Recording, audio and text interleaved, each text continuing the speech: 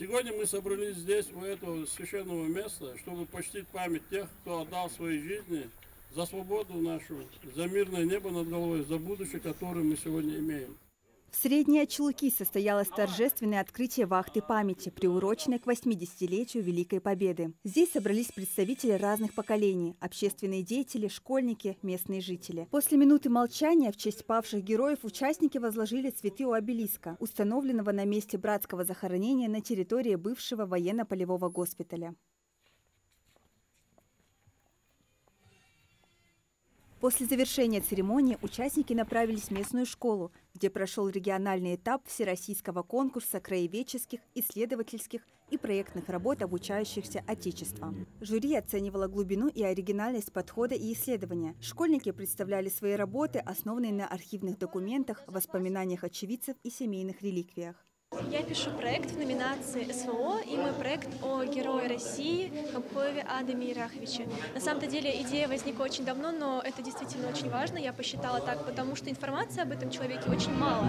И это самый молодой герой России, нашей страны. Хотелось бы собрать больше информации и не только об этом герое, но и о других героях нашей республики. Мой проект называется «Великая Отечественная война». Я хочу сегодня рассказать о Ляне Фатиме Хадышкове, о ее дяде Ляне Батырбеке Мухтаровиче и о своем односельчанине Марсагу Абдулкериме Хаджимурадовиче. Я и сам планирую дальше развиваться в таких конкурсах.